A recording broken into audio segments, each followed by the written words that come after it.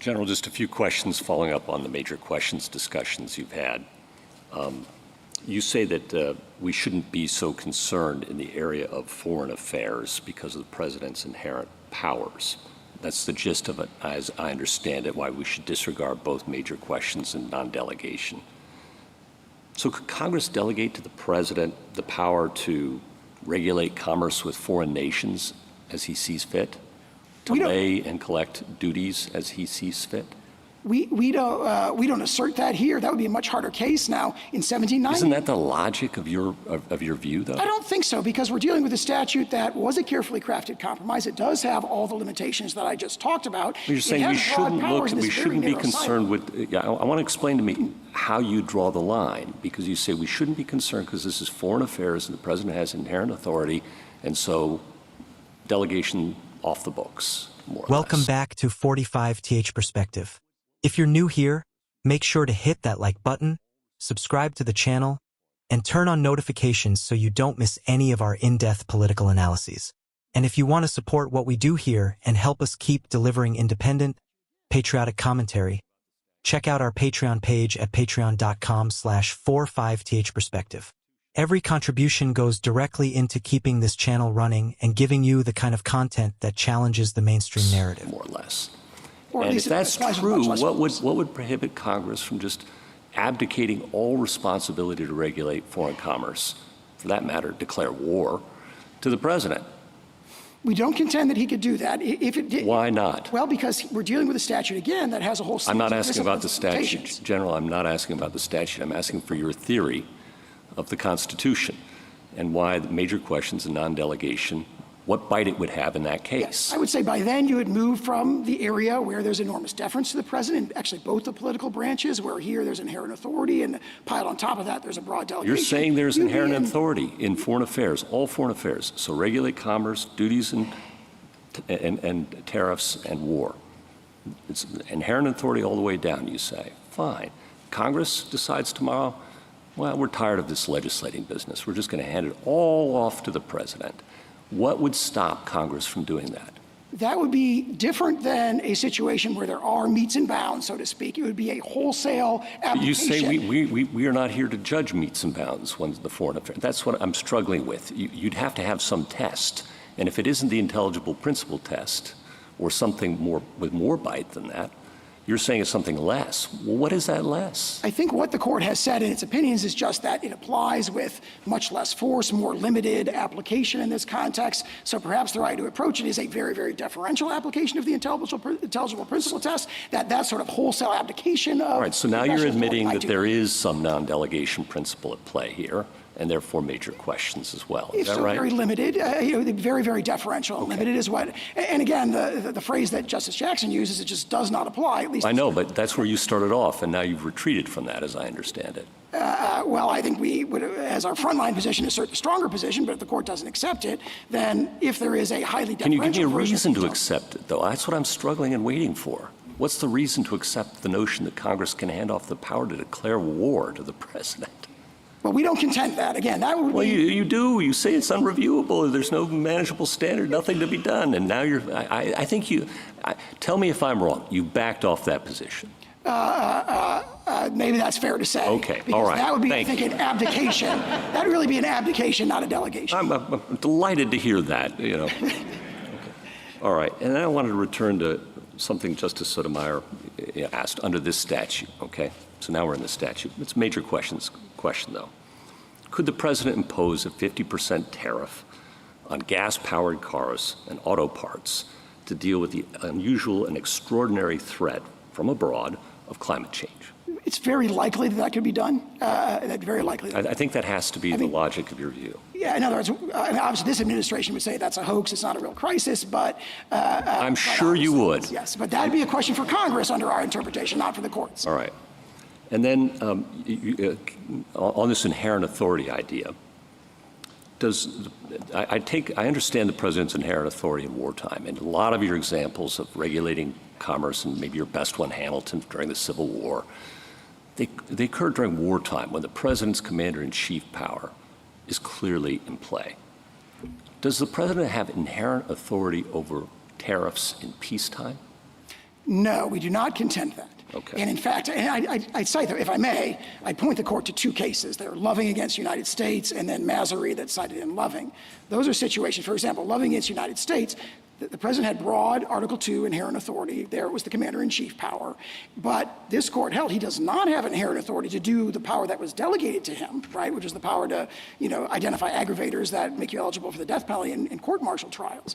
And yet this court said, well, we're not going to see a delegation problem here, even though it's really a wholesale delegation, which would otherwise be legislative authority. It would be kind of like a small version of what you're hypothetical. It would be an abdication. But because you're in a foreign affairs context or their commander-in-chief military context, where the president has his own delegation of authority, he doesn't have the power to do this, but because of his background inherent authority, the court said this is a situation where we're not going to see a delegation problem when there clearly would have been a delegation problem in the domestic context. And those cases, I think, are powerful here. General, if I can cut through those words, I think you're saying that no, the president doesn't have inherent authority over tariffs in peacetime. Absolutely. That is, we do not assert that. We say that Congress can delegate that to him, and when Congress does so, as it does when it uses the phrase regulate importation. I follow all of that. I agree. Okay. You emphasize that Congress can always take back its powers. You mentioned that a couple of times.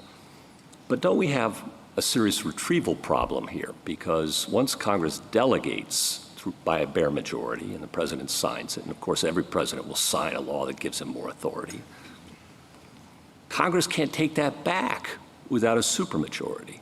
And even that, it's going to be veto-proof. What president's ever going to give that power back? Pretty rare president. So how should that inform our view of delegations and major questions? I would look at the balance that Congress struck, because what Congress did initially, it had a two-house legislative veto. And we was struck that down. In Shada, yeah. And then Congress went back to the statute and amended it. Yeah. It took out the legislative veto and left in the joint resolution, but still left the president with all those powers. That's what Congress did? Yes. Fair enough. As a practical matter, in the real world, it can never get that power back. I disagree, because in January 2023, Congress voted to terminate one of the biggest IEPA emergencies ever, the COVID emergency, and the president went along with that. So what the statute reflects is there's going to be the ability for a sort of political consensus against a declared emergency. Well, what happens when the president simply discipline. vetoes legislation to try to take these powers back? Well, he has the authority to veto legislation to terminate a national emergency, for example. I mean, he retains the powers in the background because IEPA is still on the books. But if he declares an emergency and Congress doesn't like it and passes a joint resolution, yes, he can absolutely veto that. Yeah, so Congress, as a practical matter, can't get this power back once it's handed it over to the president. It's a one-way ratchet toward the gradual but continual accretion of power in the executive branch and away from the people's elected representatives. I disagree with that, and the recent historical counterexample of Congress's termination of the COVID emergency demonstrates that the political oversight with the president's assent. Is meaningful.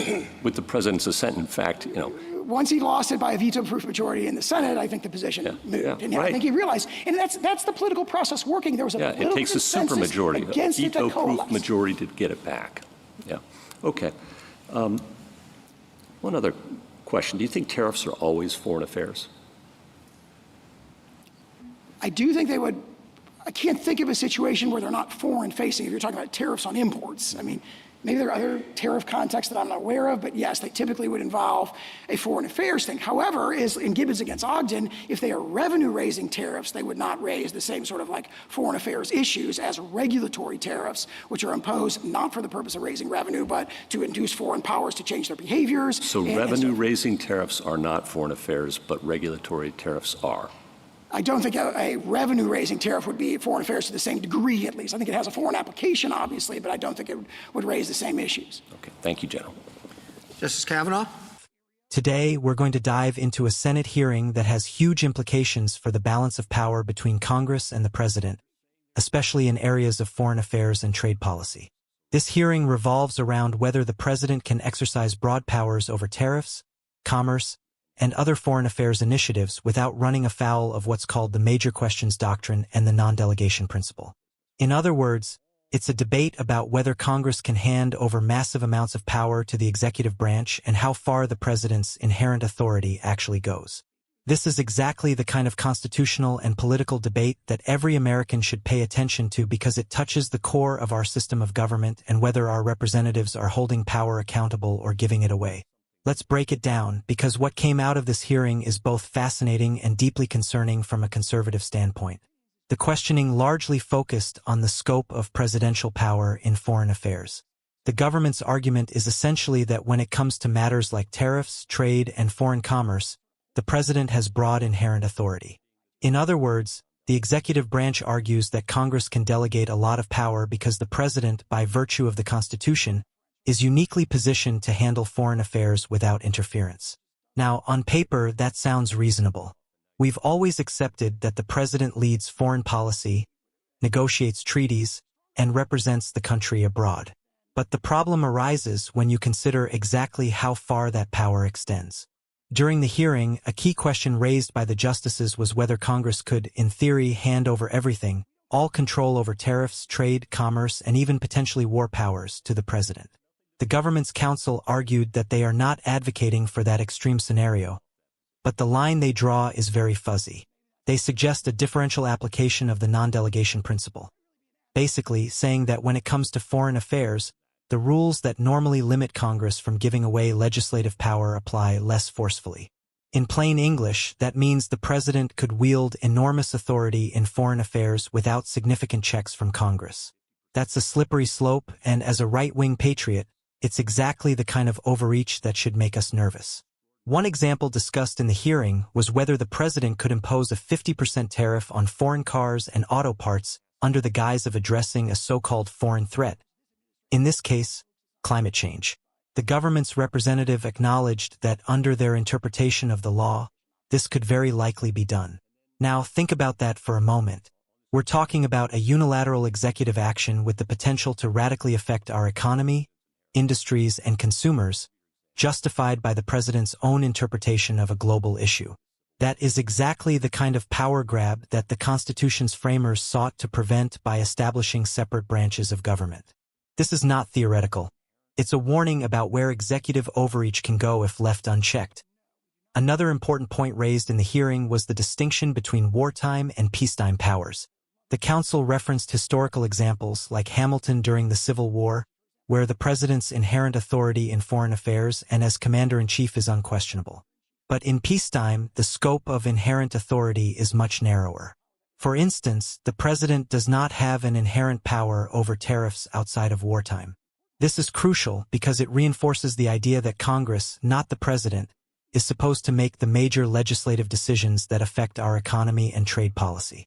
Allowing the executive to overstep in peacetime sets a dangerous precedent for consolidating power in the hands of a single individual. The hearing also touched on the so-called retrieval problem, the practical difficulty Congress faces if it tries to reclaim powers it has delegated to the president. Once Congress gives authority to the executive branch, it's politically nearly impossible to take it back because of the veto power. The counsel argued that, in practice, Congress can retrieve power through political consensus, citing the termination of the COVID-19 national emergency in 2023 as an example. But let's be honest here. That is a rare exception, not the rule. Most presidents are not going to relinquish power voluntarily. And even when Congress attempts to take back authority, the president can veto the effort, creating a one-way ratchet where executive power accumulates and legislative oversight diminishes. From a conservative, constitutionalist perspective, this is exactly why we must be vigilant about delegation of power. Once it's given away, it's nearly impossible to get it back.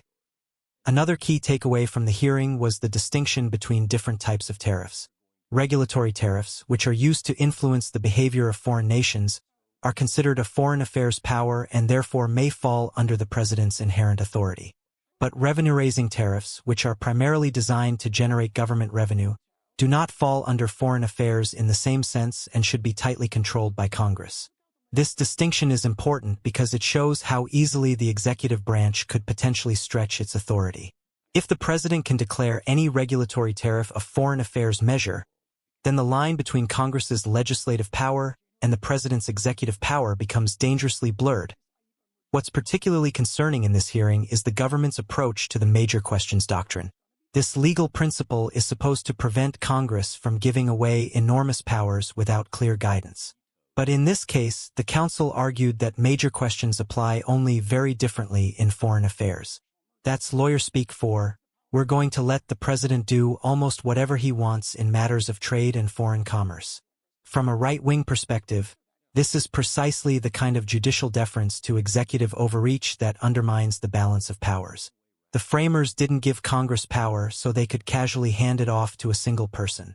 The whole point was to ensure accountability, transparency, and a check against tyranny. The hearing also highlighted that the president does not have unlimited authority. Powers like declaring war remain firmly in the domain of Congress. This is a critical constitutional safeguard. However, when it comes to tariffs and trade regulations, the boundaries become murky. The government argues that Congress can delegate these powers as long as there are limits or compromises in the statute. But what counts as a limit? Who decides? That's exactly the problem. Leaving such decisions to interpretation gives the executive branch massive discretion. And history shows that discretion often expands, not contracts. One striking moment in the hearing was the acknowledgement that Congress can technically take back powers it delegates, but doing so requires political will and consensus. The Council pointed to the 2023 COVID emergency termination as an example, but this is far from a reliable mechanism. Political realities often make it impossible to wrest authority back from the executive. For instance, if the president enjoys a veto-proof majority or if public opinion is swayed by media narratives, Congress's ability to reclaim power diminishes drastically. This reinforces the conservative argument that we must carefully scrutinize any delegation of authority to prevent the gradual erosion of legislative control. Now, let's talk about historical context, because this hearing repeatedly referenced past examples like Loving versus United States and other cases where the courts limited presidential power. These cases show that even when the president has broad constitutional authority, there are limits to what can be done without congressional authorization. For example, in Loving, the court held that the president did not have inherent authority to make decisions about court-martial punishments or to decide eligibility for the death penalty. Translating that to tariffs and trade, it's clear that even a president acting under foreign affairs powers cannot simply rewrite trade policy at will. Congress must set the parameters, and any attempt to bypass legislative authority threatens the constitutional framework. Throughout the hearing, one theme stands out: the tension between inherent presidential authority and the non-delegation principle. The Government Council consistently argued that non-delegation principles apply less forcefully in foreign affairs. But this is a dangerous notion because it creates a loophole for the executive branch to amass power in ways that were never intended by the Constitution. The American system is built on a separation of powers. When one branch starts stretching its authority while another branch passively allows it, we move closer to centralized power, away from the representative democracy the founders envisioned. Another major concern raised in this discussion is the potential economic impact of broad executive authority over trade. A president who can impose tariffs unilaterally, without Congress's oversight, can disrupt markets, hurt American consumers, and penalize domestic industries. For example, the hypothetical 50% tariff on auto imports would have immediate consequences for American families, car manufacturers, and supply chains. This is not an abstract debate. This is about real-world effects on hardworking Americans. Conservatives have long argued that economic decision-making belongs in Congress, where elected representatives are accountable to the people, not in the hands of a single executive with the ability to act unilaterally. It's also worth noting that the hearing revealed some back and forth on how much the courts should defer to the president in foreign affairs. The Government's Council suggested a differential application of the non-delegation principle, effectively asking the courts to give the president more leeway than they would in domestic contexts. From a constitutional conservative standpoint, this is troubling. It undermines the clarity of the law and allows future administrations to push the boundaries even further. Once precedent is set, it becomes much easier for successive presidents to claim sweeping authority over trade, tariffs, and even other areas of foreign policy. Let's not forget the political dimension here. The Council repeatedly emphasized that Congress can always amend statutes or reclaim powers through joint resolutions, but as we discussed earlier, the political reality makes this extremely difficult. Presidents are unlikely to give up power voluntarily, and partisan gridlock often prevents Congress from acting decisively. This is why constitutional safeguards like the non-delegation principle and major questions doctrine exist, to prevent the very scenario we're seeing debated in this hearing. Allowing these principles to be weakened in foreign affairs could set a precedent that slowly erodes congressional authority across the board. The hearing also clarified that not all tariffs are created equal. Regulatory tariffs, meant to influence foreign behavior, may fall under presidential foreign affairs authority, while revenue-raising tariffs are primarily a congressional function. This distinction matters because it shows how legal interpretation can be used to expand executive power. Any president could argue that a tariff is regulatory in nature, even if it primarily raises revenue, effectively sidestepping Congress. For a conservative patriot concerned with constitutional governance, this is a red flag. We must insist that Congress retains control over revenue and trade decisions to maintain accountability. Throughout this hearing, the government's position relied heavily on historical precedent and legal theory, but what it often boiled down to was a push for more executive discretion and less congressional oversight. From a right-wing perspective, that's precisely the opposite of what the Constitution intended. The framers created a system of checks and balances for a reason. Congress writes the laws, the president enforces them, and the courts interpret them. When one branch tries to expand its authority at the expense of the others, it undermines our constitutional framework and sets the stage for potential abuse of power. In conclusion, this Senate hearing is a stark reminder of the ongoing struggle over the separation of powers. The debate over presidential authority in foreign affairs, particularly regarding tariffs and trade, highlights the tension between executive discretion and congressional oversight. From a right-wing perspective, we should be skeptical of any argument that weakens non-delegation principles or the major questions doctrine. Allowing a president to act unilaterally in ways that affect the economy, trade, and foreign relations is not only unconstitutional but dangerous for the long-term health of our republic. Americans must remain vigilant. We must demand that Congress exercises its constitutional responsibilities and resists the temptation to hand over broad powers to the executive. This is not a partisan issue. It's a matter of preserving the republic and ensuring that government remains accountable to the people. The implications of this hearing reach far beyond tariffs and trade. They touch the very structure of our government and the liberties we hold dear. So, as always, stay informed, stay engaged, and don't let your rights be eroded by unchecked power in Washington. If you found this analysis valuable, make sure to like this video, subscribe to 45th Perspective, and support us on Patreon at patreon.com/45th Perspective. Your support allows us to continue delivering independent, constitutional, and patriotic commentary on the issues that matter most. Thank you for watching, and remember, the Constitution is not optional, and neither is our duty to defend it.